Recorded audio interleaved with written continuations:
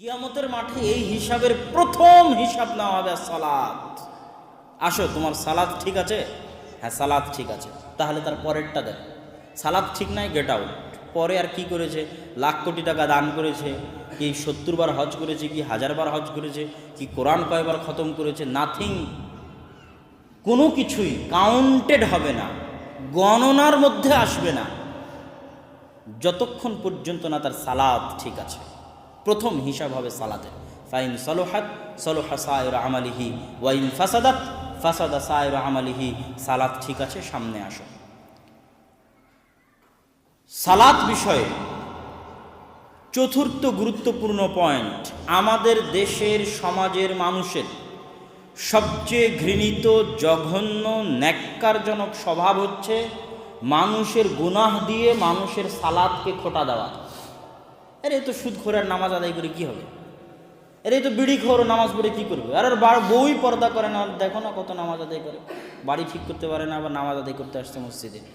আমাদের দেশের সবচেয়ে জঘন্য, ন্যাক্কারজনক, বর্বর, অসভ্য মানুষের স্বভাব হচ্ছে মানুষের সালাতকে তার গুনাহ দিয়ে খোটা দেওয়া, মানুষের সালাতকে তার অপরাধ দিয়ে খোটা দেওয়া, তার পাপ দিয়ে খোটা দেওয়া। হ্যাঁ, এ কথা ঠিক যে রাসূল সাল্লাল্লাহু আলাইহি ওয়াসাল্লাম বলেছেন, কেউ যদি মদ্যপান করে তার 40 দিন ইবাদত কবুল হবে না। হ্যাঁ, এ কথা ঠিক, যার ইনকাম হারাম তার ইবাদত আল্লাহ কবুল করেন না। রাসূল সাল্লাল্লাহু আলাইহি ওয়াসাল্লাম হাদিসে বলেছেন, মাতাআমুহু হারামুন, মাশরাবুহু হারামুন, মালবাসুহু হারামুন। ওর পানীয় হারাম, ওর খাদ্য হারাম, ওর জামা কাপড় হারাম। আর আল্লাহ তাইয়্যিব, পবিত্র, তিনি পবিত্র ব্যতীত অন্য কিছু গ্রহণ করেন না। এ কথা ঠিক, কিন্তু যে এখনই বিড়ি খেলো, ওকে বিড়ি খাওয়ার পরও সালাত আদায় করতে হবে। যে এখনই সুদের ব্যাংকে চাকরি করে, আর বাড়ি গাড়ি ধন সম্পদ টাকা পয়সা সবই সুদের টাকায় পরিপূর্ণ, ওর এক ওয়াক্ত সালাত আল্লাহর দরবারে কবুল হবে না, তবুও ওকে সালাত আদায় করতে হবে। ওই যে পুলিশ এখনই টেবিলের নিচ দিয়ে লাখ টাকা ঘুষ নিল, আর ওই ঘুষের টাকা হারাম, কিন্তু ঘুষ খাইয়ে উঠে ওকে সালাত আদায় করতে হবে। অবৈধ সম্পর্ককারী পতিতালয়ে গেছে জেনা করতে, জেনা করে পতিতালয় থেকে বের হলো, নামাজের সময় হয়েছে, ওকে নামাজ আদায় করতেই হবে, নাহলে ওকে পিটিয়ে নামাজ আদায় করানো হবে। কি জন্য? বিড়ি খাওয়ার পরও কি জন্য সালাত আদায় করতে হবে? বিড়ি খেলে তো 40 বছর আল্লাহ 40 দিন আল্লাহর কাছে ইবাদত কবুল হয় না। ওর তো সবই টাকা সুদের আর ঘুষের, ওর তো ইবাদতই কবুল হবে না আল্লাহর কাছে, কেন তাকে সালাত আদায় করতে হবে? ইবনুল কাইয়িম রাহিমাহুল্লাহ বলছেন, যে ব্যক্তি হারাম ইনকাম বা হারাম জিনিস পান করে বা খায়, তার ইবাদত আল্লাহর দরবারে কবুল হবে না। এর অর্থ হচ্ছে ও সালাতের কোনো নেকি পাবে না। সালাতের অসংখ্য অগণিত ফজিলত আছে, আপনারা বহু আলেম ওলামা বক্তার মুখে শুনেছেন। আমি আজকে একটু আপনাকে সালাত সম্পর্কে অন্যভাবে আপনার মাথায় চিন্তা দিতে এসেছি, এই জন্য সচরাচর গতিতে আলোচনা করছি না। তো সালাতের অসংখ্য অগণিত ফজিলত আছে। ও যে মদ্যপান করে আসলো, বিড়ি খেয়ে আসলো, সুদের টাকা খায়, ঘুষের টাকা খায়, ওর সালাতেরও কোনো নেকি পাবে না, কোনো ফজিলত পাবে না। কিন্তু সালাত ছেড়ে দিলে যে গুনাহ হতো, ওই গুনাহ থেকে বেঁচে যাবে। সালাত ছেড়ে দেওয়ার গুনাহ আল্লাহর আদেশ লঙ্ঘন করা, আল্লাহর নিষেধ লঙ্ঘনের চাইতে বড়। আল্লাহর আদেশ অমান্য করা আল্লাহর নিষেধাজ্ঞা লঙ্ঘনের চাইতে বড়। আমি তোমাকে বললাম যে আব্বু তুমি এখানে খেলিও না, তারপরেও খেলতে গেল, এটা যত বড় গুনাহ। আমি বললাম, এই তুমি 5 মিনিটের মধ্যে এখানে আসো, তো ও 5 মিনিটের মধ্যে এখানে আসলো না, মানে আসলোই না, আমার কথা শুনলো না, এইটা ওই নিষেধাজ্ঞার চাইতে বড় গুনাহ। আমি বলেছি সুদ খায়ও না, ও সুদ খেয়েছে। আমি বলেছি নামাজ পড়, ও নামাজ পড়েনি। সুদ খাওয়ার গুনাহের চাইতে সালাত ছেড়ে দেওয়ার গুনাহ বড়। আমি বলেছি গান শুনিস না, ও গান শুনেছে। আমি ওকে বলেছি নামাজ পড়, ও নামাজ পড়েনি। গান শোনার গুনাহের চাইতে সালাত ছেড়ে দেওয়ার গুনাহ 100 গুণে বড়। ঘুষ খাওয়ার গুনাহের চাইতে সালাত ছেড়ে দেওয়ার গুনাহ 100 গুণে বড়। আল্লাহর সাথে শিরিক করার পরে পৃথিবীতে সবচেয়ে বড় গুনাহগুলোর একটা বড় গুনাহ হচ্ছে সালাত পরিত্যাগ করা, 5 ওয়াক্ত সালাত পরিত্যাগ করা। ইবনুল কাইয়িম বলছেন ও বিড়ি খেয়েছে, ওকে তাও সালাত আদায় করতে হবে, না হলে সালাত ছেড়ে দেওয়ার গুনাহ আর বিড়ি খাওয়ার গুনাহের চাইতে বড়। তবে সালাত আদায় করলে ও কোনো নেকি পাবে না, ও কোনো ফজিলত পাবে না। কেন? ও হারাম জিনিস খেয়েছে, 40 দিনের ইবাদত কবুল হবে না। ও এখনই পতিতালয় থেকে বের হয়ে আসলো, তবুও ওকে সালাত আদায় করতে হবে। ও এক্ষুনি ঘুষ খেয়ে আসলো, তবুও ওকে সালাত আদায় করতে হবে। ও এক্ষুনি জুয়া খেলে আসলো, তবুও ওকে সালাত আদায় করতে হবে। ওর বাড়িতে কেউ পর্দা করে না, তবুও ওকে সালাত আদায় করতে হবে। দুনিয়াতে কেউ কারো গুনাহের জন্য আর সালাতকে ছোট করতে পারবে না। সালাত আদায় করতে বাধ্য, পিটিয়ে সালাত আদায় করানো হবে। যত বড় গুনাহগার হোক, যত বড় গুনাহগার হোক, যতক্ষণ মুসলমান আছে ততক্ষণ সালাত আদায় করতে হবে। গুনাহের কারণে সালাত ছাড়তে পাবে না। ইন্নাস সালাতা তানহা আনিল ফাহশাই ওয়াল মুনকার। কি জন্য সালাত আদায় করতে হবে? মানুষ পৃথিবীতে যত গুনাহের সাথে সম্পৃক্ত থাকে, গুনাহ করার পরেও কেন সালাত আদায় করতে হবে? মানুষ পৃথিবীতে যত গুনাহের সাথে সম্পৃক্ত থাকে, তার মূল কারণ হচ্ছে মনের উপর কন্ট্রোল ক্ষমতা নাই। মনের উপর কি নাই? কন্ট্রোল ক্ষমতা নাই। রাসূল সাল্লাল্লাহু আলাইহি ওয়াসাল্লাম বলেছে, হুজিবাতিন নার বিশাহওয়াত। জাহান্নামকে ঘিরা আছে মনের চাহিদা দিয়ে, মনের চাওয়া দিয়ে। তো মনের চাওয়ার কাছে মানুষ এত দুর্বল যে মানুষ জাহান্নামে চলে যাবে ভয়ঙ্কর আগুন হওয়ার পরও। জিবরাইলের লম্বা হাদিস আলাইহিস সালাতু ওয়াস সালাম। তো মানুষের মনের উপর কন্ট্রোল ক্ষমতা দুর্বল থাকার কারণেই মানুষ গুনাহে লিপ্ত হয়। আল্লাহ বলছেন, ইন্নাস সালাতা তানহা আনিল ফাহশাই ওয়াল মুনকার। সালাত তোমাকে গুনাহের কাজ থেকে বাঁচাবে। কি জন্য গুনাহের কাজ থেকে বাঁচাবে? 5 ওয়াক্ত সালাত আদায়ে যদি কেউ অভ্যাসী হয়, তাহলে মনের উপর কন্ট্রোল ক্ষমতা প্রতিষ্ঠার প্রথম ধাপ সে অতিক্রম করতে পারবে। 5 ওয়াক্ত সালাত জামাতে আদায় করা এত সহজ নয় বাবা, অনেক অনেক কঠিন। রাসূল সাল্লাল্লাহু আলাইহি ওয়াসাল্লাম এমনি বলেননি, কেউ যদি টানা 40 দিন তাকবীরে তাহরিমা, প্রথম তাকবীর আল্লাহু আকবার মিস না দিয়ে টানা 40 দিন 5 ওয়াক্ত সালাত আদায় করে, ও মুনাফিকি থেকে মুক্ত, ও জাহান্নামের আগুন থেকে মুক্ত। কিন্তু এই ফজিলত পাওয়া তো সহজ না। আপনি শুরু করে দেখেন, 2 দিনের পরে 3 দিনের দিন মিস করবেন, 3 দিনের পরে 4 দিনের দিন মিস করবেন, 10 দিন টানা আদায় করছেন, 15 দিনের দিন মিস করবেন। মনের ওপর এইরকম কন্ট্রোল ক্ষমতা প্রতিষ্ঠা করা যে 5 ওয়াক্ত সালাতে নিয়মিত জামাতে সালাতে উপস্থিত হতে পারবে, যে পারে, ওর মনের উপর কন্ট্রোল ক্ষমতা প্রতিষ্ঠার প্রথম ধাপ অতিক্রম করে ফেলেছে। এই জন্য বলা আছে, ইন্নাস সালাতা তানহা আনিল ফাহশাই ওয়াল মুনকার। এই জন্য সালাত ছাড়া যাবে না, সালাত ধরে রাখতেই হবে। যত বড় গুনাহগার হন, আপনাকে মাথায় এটা ইনস্টল করে নিতে হবে, সালাত ছাড়বো না। সালাতের উপর কন্ট্রোল ক্ষমতা আপনার যত প্রতিষ্ঠিত হবে, আপনার মনের উপর নিয়ন্ত্রণ তত প্রতিষ্ঠিত হবে। আর মনের উপর নিয়ন্ত্রণ প্রতিষ্ঠার শেষ ধাপ, শেষ ধাপ, যার উপরে আর কোনো ধাপ নাই, যেটা অতিক্রম করা যায়, সেটা হচ্ছে তাহাজ্জুদের সালাত নিয়মিত আদায়ে অভ্যাসী হওয়া। যারা তাহাজ্জুদের সালাত নিয়মিত আদায়ে অভ্যাসী, তারা মনের উপর কন্ট্রোল ক্ষমতা প্রতিষ্ঠার শেষ ধাপে পৌঁছে গেছে। এদের গুনাহ এমনিতেই কম হবে, যেহেতু এদের মনের উপর কন্ট্রোল ক্ষমতা এরা প্রতিষ্ঠা করতে পেরেছে। এই জন্য যত বড় গুনাহগার হন, সালাত পরিত্যাগ করা যাবে না। সালাত আপনাকে গুনাহ থেকে বাঁচাবে। সালাত আদায়ের অভ্যাস আপনাকে একদিন ওই গুনাহ পরিত্যাগ করতে সহযোগিতা করবে।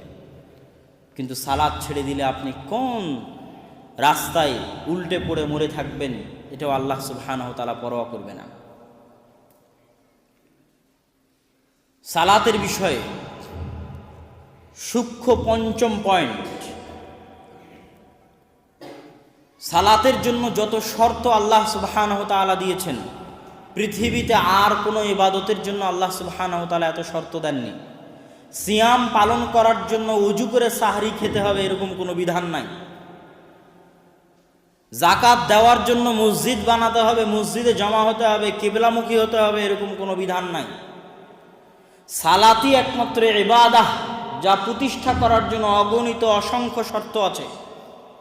ওযু করতে হবে, শরীর পবিত্র হতে হবে, জামা কাপড় পবিত্র হতে হবে, জায়গা পবিত্র হতে হবে, নির্ধারিত সময় হতে হবে, কিবলামুখী হতে হবে, জামাতবদ্ধ হতে হবে, পায়ে পা কাঁধে কাঁধ মিলিয়ে দাঁড়াতে হবে, আবার একটা সিস্টেম অনুযায়ী সালাত আদায় করতে হবে, রুকু করতে হবে, সিজদা করতে হবে, পূর্ণ একটা সাজানো গুছানো সিস্টেম আছে, ওই সিস্টেম অনুযায়ী সালাত আদায় করতে হবে, অনেক শর্ত। কিন্তু আশ্চর্য হবেন, এত শর্ত থাকার পরও কোনো শর্তই সালাতের জন্য বাধা নয়। জাকাতে শর্ত আছে, কিন্তু জাকাতের শর্ত জাকাতের জন্য বাধা। আবারও বুঝেন আমার কথা, আমি বলেছি সালাত বিষয়ে আপনাদেরকে মাথায় একটু আলাদা চিন্তা দেওয়ার চেষ্টা করব। জাকাতের জন্য শর্ত আছে, কিন্তু জাকাতের শর্ত জাকাতের জন্য বাধা নয়। জাকাতের শর্ত জাকাতের জন্য বাধা, আর সালাতের শর্ত আছে, কিন্তু সালাতের শর্ত সালাতের জন্য বাধা নয়। জাকাতের শর্ত হচ্ছে নিসাব পরিমাণ সম্পদের মালিক হতে হবে।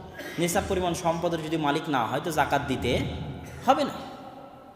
সালাতের শর্ত হচ্ছে অজু করতে হবে। অজু করার পানি নাই, তাহলে কি এখন সালাত বাদ? সালাত বাদ নাই।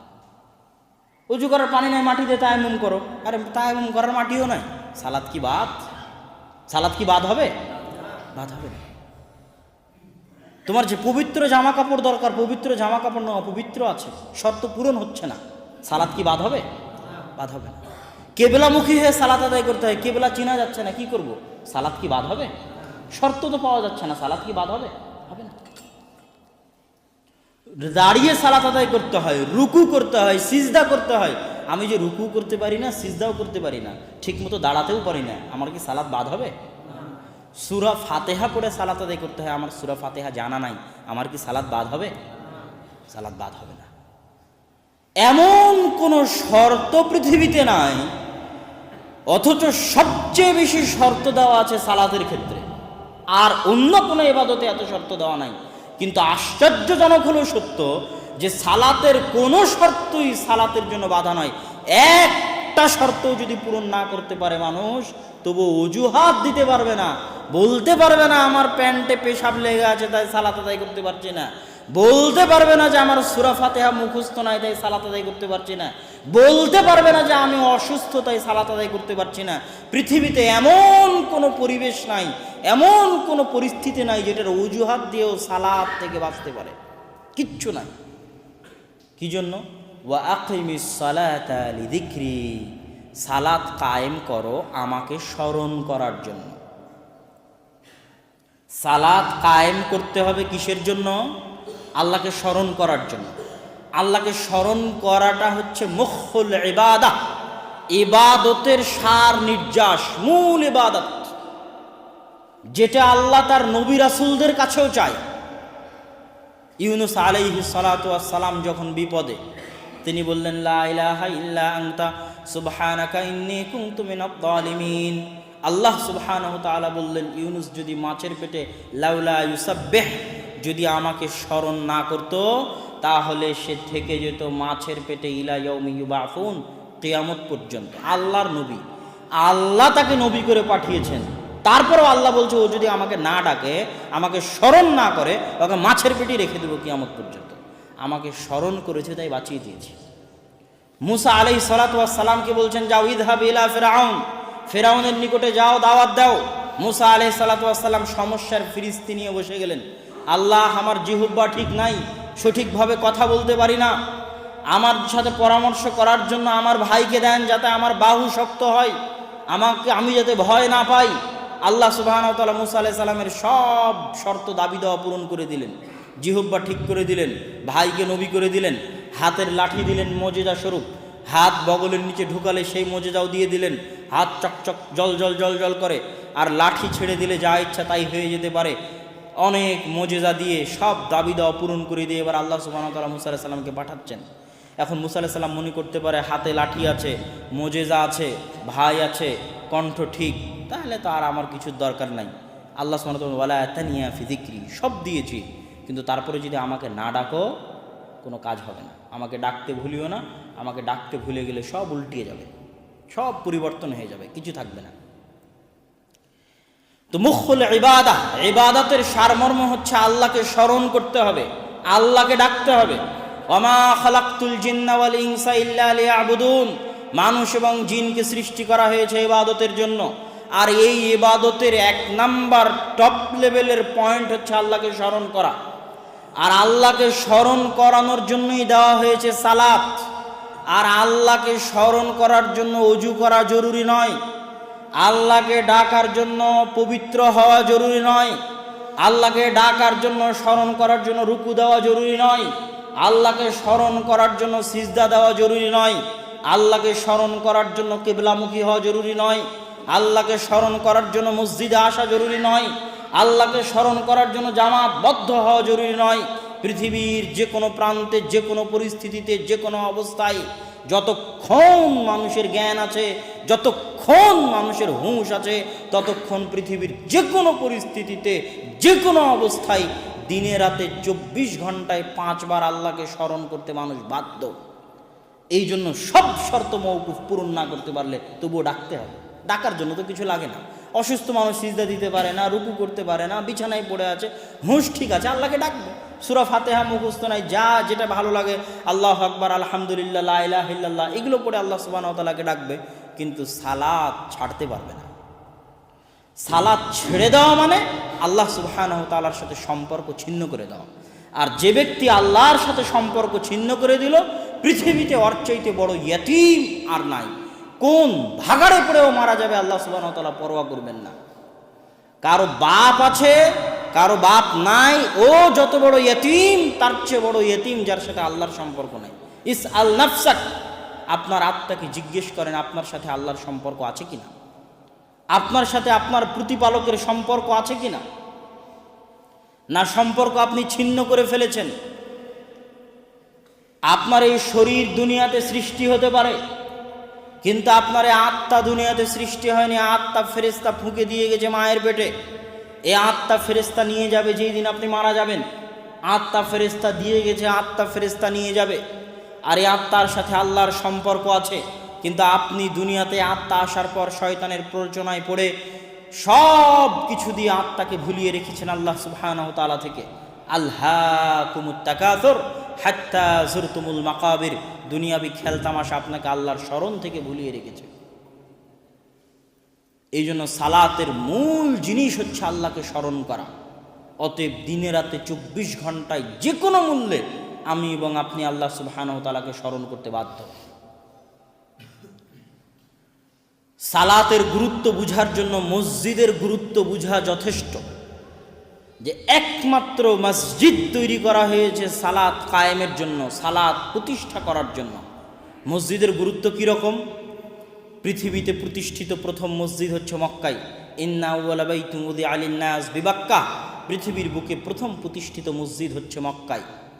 ওয়া ইয ইয়ারফাউ ইব্রাহিমুল কাওয়াইদা মিনাল বাইতি ওয়া ইসমাঈল, যখন ইব্রাহিম এবং ইসমাঈল বাপ বেটা মিলে আল্লাহর ঘর তৈরি করলো, তাদের ঘর তৈরি হওয়া সম্পূর্ণ হলে আল্লাহ সুবহানাহু ওয়া তাআলা বললেন ওয়া তাহহির বাইতিয়া লিত-তাইফিন, হে ইব্রাহিম, হে ইসমাঈল, কাবা ঘর তৈরি করেছো, এখন কাবা ঘরে মানুষ তাওয়াফ করতে আসবে, রুকু করতে আসবে, সিজদা করতে আসবে। এই রুকুকারী, সিজদাকারী, তাওয়াফকারীদের জন্য কাবা ঘর পরিষ্কার রাখা, সাফ রাখা, মুছা, ঝাড়ু দেওয়া তোমার আর তোমার ছেলে ইসমাঈলের দায়িত্ব। কোরআনে আল্লাহর আদেশ। কাবা ঘর পরিষ্কার করবে, ঝাড়ু দিবে, মুছবে মানুষের রেখে যাওয়া ময়লা, ইব্রাহিম আর তার সন্তানেরা। এই জন্যই তো রাসূল সাল্লাল্লাহু আলাইহি ওয়াসাল্লামের দাদা আব্দুল মুত্তালিব কাবা ঘরের খাদেম ছিলেন। আব্দুল বংশধর, ইসমাঈলের বংশধর। যেহেতু আল্লাহর আদেশ যে কাবা ঘর তোমাদের পরিষ্কার রাখতে হবে, সাফ রাখতে হবে, তারা কাবা ঘর পরিষ্কার রেখেছে, সাফ রেখেছে। তাহলে মসজিদ পরিষ্কার করা, মসজিদ ঝাড়ু দেওয়া হচ্ছে নবীদের কাজ। পৃথিবীর শ্রেষ্ঠ নবীদের একজন ইব্রাহিম আলাইহিস সালাতু ওয়াস সালাম, তার আর তার পরিবারের কাজ হচ্ছে মসজিদ পরিষ্কার করা। মসজিদে আল্লাহর ইবাদত হয়, আল্লাহর সালাত প্রতিষ্ঠিত হয়। পৃথিবীর শ্রেষ্ঠ নবীদের একজন ঈসা আলাইহিস সালাতু ওয়াস সালাম, তার মা মারিয়াম আলাইহাস সালাতু ওয়াস সালাম, যার পবিত্রতার সাক্ষ্য আল্লাহ সুবহানাহু ওয়া তাআলা পবিত্র কোরআনে দিয়েছেন। এই রকম মহিয়সী পৃথিবীর শ্রেষ্ঠ নারীদের একজন নারী, মহিয়সী নারী মারিয়াম আলাইহাস সালাতু ওয়াস সালাম, তার বিষয়ে আল্লাহ পবিত্র কোরআনে বলছেন, ওয়াইদ ক্বালাত ইমরাতু ইমরান রব্বি ইন্নী নাযারতু লাকা মা ফি বাতনি মুহাররারা। যখন ইমরানের স্ত্রী বলল, আল্লাহ আমার পেটে যা আছে তোমার রাস্তায় ওয়াকফ করে দিলাম, মানত করে দিলাম, তোমার রাস্তায় ফি সাবিলিল্লাহ দিয়ে দিলাম। ফালাম্মা ওয়াদাআতহা ক্বালাত রব্বি ইন্নী ওয়াদাতুহা মুসা। কিন্তু যখন সন্তান প্রসব করলো তখন মারিয়াম বলছে, তখন ইমরানের স্ত্রী বলছে, হে আল্লাহ আমি তো মেয়ে সন্তান প্রসব করেছি, আল্লাহর রাস্তায় দিতে চেয়েছিলাম, কিভাবে দিব? আল্লাহ দেওয়ার ব্যবস্থা করে দিলেন, খালুকে দায়িত্ব দিয়ে দিলেন। আল্লাহর রাস্তায় দেওয়া মানে ফিলিস্তিনের বাইতুল মুকাদ্দাস মসজিদ ঝাড়ু দেওয়া, পরিষ্কার করা, সাফ রাখা, মুছা হচ্ছে পৃথিবীর মহীয়সী নারী, যার পবিত্রতার বর্ণনা আল্লাহ সুবহানাহু ওয়া তাআলা কোরআনে দিয়েছে। পৃথিবীর শ্রেষ্ঠতম নবী, শ্রেষ্ঠ নবীদের একজন নবী ঈসা আলাইহিস সালাতু ওয়াস সালামের মা মারিয়াম আলাইহিস সালাতু ওয়াস সালামের কাজ ছিল মসজিদের খেদমত করা। চেয়ারম্যান সাহেব এসে খাদেমকে ধমক দেবে, মসজিদের এটা ঠিক নাই কেন, এটা সাফ নাই কেন? চেয়ারম্যানের নিজেরও দায়িত্ব মসজিদ পরিষ্কার করা। মসজিদ হচ্ছে আল্লাহ সুবহানাহু ওয়া তাআলার সালাত ইবাদতের জায়গা। এটা দিয়ে কি বুঝাতে চাইলাম? মসজিদের ফজিলতের সাথে সালাতের ফজিলত সম্পৃক্ত। কঠিন কিয়ামতের মাঠে যেই দিন আল্লাহ সুবহানাহু ওয়া তাআলার ছায়া ব্যতীত কোনো ছায়া থাকবে না, বিশেষ ছায়া ব্যতীত কোনো ছায়া থাকবে না, সেই দিন 7 শ্রেণীর মানুষকে আল্লাহর ছায়ার নিচে আশ্রয় দেওয়া হবে। তার এক শ্রেণী হচ্ছে কালবুহু মুআল্লাক বিল মসজিদ, যার অন্তর বাধা আছে মসজিদের সাথে। এক ওয়াক্ত সালাত শেষ হলে আর এক ওয়াক্তের জন্য অপেক্ষা করে, আর এক ওয়াক্ত শেষ হলে আর এক ওয়াক্তের জন্য অপেক্ষা করে। এরকম যার অন্তর বাধা আছে মসজিদের সাথে, সেই ব্যক্তি যার অন্তর বাধা আছে মসজিদের সাথে, সে আল্লাহ সুবহানাহু ওয়া তাআলার বিশেষ ছায়া পাবে। তাহলে সম্মানিত উপস্থিতি, মসজিদের গুরুত্ব, সালাতের গুরুত্ব একটা আরেকটার সাথে ওতপ্রোতভাবে জড়িত। সালাত সম্পর্কে শেষ পয়েন্ট, সালাত শব্দের অর্থ হচ্ছে দোয়া, দোয়া করা। সালাত শব্দের অর্থ কি? আর দোয়া, দোয়া করা। আসমানের নিচে জমিনের উপরে আল্লাহর নিকটে দোয়া করার, আল্লাহর নিকটে চাওয়ার সালাতের চাইতে বড় কোনো মাধ্যম পৃথিবীতে নাই। আসমানের নিচে জমিনের উপরে আল্লাহর কাছে কিছু চাওয়ার, আল্লাহর নিকটে দোয়া করার বড় কোনো মাধ্যম সালাতের উপরে নাই। সালাতের চাইতে বড় কোনো মাধ্যম আসমানের নিচে জমিনের উপরে আল্লাহর কাছে চাওয়ার নাই। বৃষ্টি হয় না, বৃষ্টি চাইতে হবে আল্লাহর কাছে। রাসূল সাল্লাল্লাহু আলাইহি ওয়াসাল্লাম মসজিদে সবাইকে নিয়ে একসাথে হাত তুলে দোয়া করে আল্লাহর কাছে বৃষ্টি চাইতে পারতেন। রাসূল সাল্লাল্লাহু আলাইহি ওয়াসাল্লাম মসজিদ থেকে বের হয়ে খোলা মাঠে গিয়ে সালাত কায়েম করলেন বৃষ্টি চাওয়ার জন্য। বৃষ্টি চাইবেন তাই সালাত আদায় করলেন, সালাতুল ইস্তিসকা।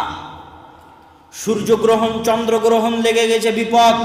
সাহাবী বলছে, আমি সূর্য চন্দ্রগ্রহণ দেখে দৌড় দিলাম, দেখি এই বিপদ থেকে বাঁচার জন্য আল্লাহ রাসূল কি করেন।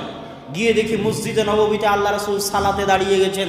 সব সাহাবী মিলে একসাথে হাত তুলে দোয়া করলে যথেষ্ট ছিল বিপদ থেকে বাঁচার জন্য। আল্লাহ রাসূল বিপদ থেকে বাঁচার জন্য সালাত কায়েম করলেন, সালাতুল কুসুফ, সালাতুল খুসুফ, সূর্যগ্রহণের সালাত, চন্দ্রগ্রহণের সালাত। মৃত ব্যক্তি মারা গেছে, লাশ, ওই মৃত ব্যক্তির জন্য দোয়া করতে হবে আল্লাহর দরবারে। রাসূল সাল্লাল্লাহু আলাইহি ওয়াসাল্লাম জানেন তার জন্য দোয়া চাইতে হবে। শুধু আমি এবং আপনি জানি তা নয়, রাসূল সাল্লাল্লাহু আলাইহি ওয়াসাল্লাম জানেন এই মৃত ব্যক্তির জন্য দোয়া চাইতে হবে। তিনি সাহাবীদের নিয়ে লাশকে সামনে রেখে একসাথে হাত তুলে দোয়া করে মাটিতে পুঁতে দিলেই পারতেন। তা না করে রাসূল সাল্লাল্লাহু আলাইহি ওয়াসাল্লাম সালাত কায়েম করলেন ওই মৃত ব্যক্তির জন্য দোয়া চাওয়ার জন্য। ওই মৃত ব্যক্তির জন্য দোয়া কামনার লক্ষ্যে রাসূল সাল্লাল্লাহু আলাইহি ওয়াসাল্লাম সালাত কায়েম করলেন। নাম হচ্ছে সালাতুল জানাজা। রাসূল সাল্লাল্লাহু আলাইহি ওয়াসাল্লাম পুরো ইসলামে যে কোনো অবস্থায়, যে কোনো পরিস্থিতিতে চাওয়ার জন্য সালাতের বিধান দিয়ে দিয়েছেন। একটা হচ্ছে সালাতুল হাজা, তারপরে হচ্ছে আপনি ইস্তেখার করতে চান, যে ইস্তেখারা করতে চান যে কোন সিদ্ধান্ত নেবেন কি নেবেন না, সেটার জন্য রাসূল সাল্লাল্লাহু আলাইহি ওয়াসাল্লাম সালাতের বিধান করেছে। এরকম অগণিত অসংখ্য বিধান আছে যেখানে আল্লাহর কাছে চাওয়ার জন্য সালাত দেওয়া হয়েছে। এই জন্য যে আল্লাহর কাছে চাওয়ার পৃথিবীতে সবচেয়ে বড় মাধ্যম কি বলেন তো? সালাত। ইয়া আইয়ুহাল্লাযীনা আমানুস্তাঈনু বিস-সাবরি ওয়াস-সালাহ, হে ঈমানদারগণ, হে মুমিনগণ, আল্লাহর কাছে চাও, আল্লাহর কাছে দোয়া করো, আল্লাহর কাছে প্রার্থনা করো বিসসালাত, সালাত দিয়ে। হে মুমিনগণ, হে ইমানদারগণ, ইস্তাইনু, আল্লাহর কাছে চাও, আল্লাহর কাছে প্রার্থনা করো, আল্লাহর কাছে দোয়া করো বিসসালাত, সালাত দিয়ে, সালাত দিয়ে দোয়া করো, সালাত দিয়ে চাও। আল্লাহর আদেশ পবিত্র কোরআনে। ইব্রাহিম আলাইহিস সালাতু ওয়াস সালাম তার স্ত্রী সারা আলাইহিস সালাতু ওয়াস সালামকে নিয়ে যাচ্ছেন ফিলিস্তিন থেকে মিশরে খাদ্য সংগ্রহের উদ্দেশ্যে। জালিম বাদশাহ সুন্দরী মেয়েদের দেখলে তার সাথে খারাপ ব্যবহার করে। সেটা থেকে বাঁচার জন্য স্বামী স্ত্রী মিলে ভাই বোন পরিচয় দিলেন, রক্ষা হলো না। স্ত্রী এখন বাদশার দরবারে, বিপদ। একজন মহিয়সী পবিত্র নারীর কাছে তার ইজ্জত, তার আব্রু, তার সম্মান পৃথিবীর সবচেয়ে মূল্যবান জিনিস। একজন বিপদগ্রস্ত নারী, তাকে সাহায্য করার কেউ নাই, তাকে সহযোগিতা করার কেউ নাই। সে সাহায্য চাচ্ছে তার সৃষ্টিকর্তার কাছে, তার ইজ্জত এবং আব্রু হেফাজতের জন্য সাহায্য চাইবে। তিনি কি করলেন? সাহায্য চাওয়ার জন্য সালাতে দাঁড়িয়ে গেলেন। কি করলেন? সালাতে দাঁড়িয়ে গেলেন। রাসূল সাল্লাল্লাহু আলাইহি ওয়াসাল্লামের জীবনে যে কোনো বিপদ আপদ, যেটাই রাসূল সাল্লাল্লাহু আলাইহি ওয়াসাল্লামের নিকট আসুক না কেন, বিপদ আসা মাত্র, বিপদের সংবাদ শোনা মাত্র রাসূল সাল্লাল্লাহু আলাইহি ওয়াসাল্লাম বাদারা ইলা সালাহ, সালাতে দাঁড়িয়ে যেতেন। তাহলে পৃথিবীতে আসমানের নিচে জমিনের উপরে আল্লাহর নিকটে চাওয়ার এবং দোয়া করার সালাতের চাইতে কোনো বড় মাধ্যম নাই। তার অসংখ্য অগণিত প্রমাণ কোরআন এবং হাদিসে আছে। এখন 5 ওয়াক্ত সালাত যখন আমি শুরু করলাম আল্লাহু আকবার বলে, তখন আমি কি শুরু করলাম বলেন তো? দোয়া শুরু করলাম। কি শুরু করলাম? দোয়া শুরু করলাম। আর আসসালামু আলাইকুম বলে যখন সালাত শেষ করলাম, তখন কি শেষ করলাম? দোয়া শেষ করলাম। এখন কেউ যদি বলে যে ইমাম সাহেব দোয়া করালেন না, তাহলে আমার পক্ষ থেকে তাকে বলে দিবেন যে তাকে আরো 100 বছর পড়তে হবে এটা জানার জন্য যে সালাত কাকে বলে। সালাত কাকে বলে এটা জানার জন্য 100 বছর পড়তে হবে। ও সালাত কাকে বলে এটা জানে না, তাই বলছে ইমাম সাহেব দোয়া করালো না।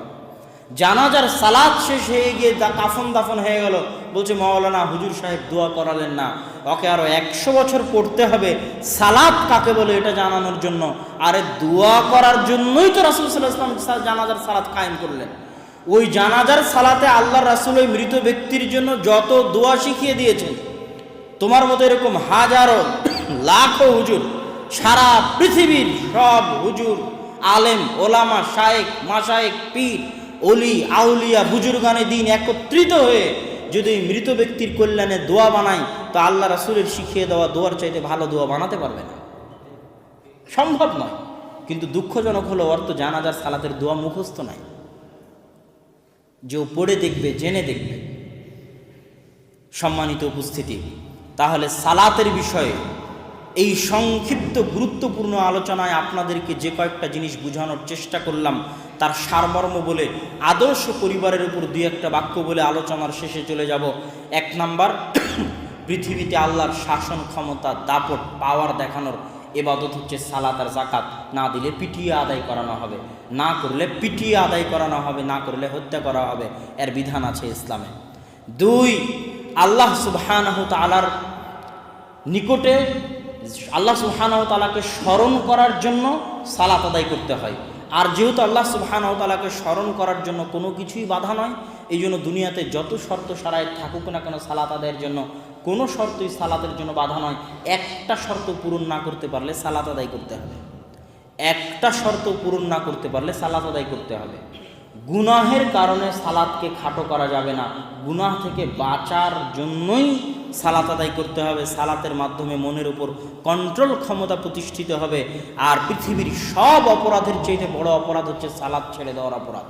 পৃথিবীর সব গুনাহের চাইতে বড় গুনাহ হচ্ছে সালাত ছেড়ে দেওয়ার গুনাহ। কিয়ামতের মাঠে হিসাব হবে সর্বপ্রথম সালাতের। সালাত ঠিক আছে, বাকিগুলো ঠিক আছে, সালাত ঠিক নাই, বাকিগুলো ঠিক নাই।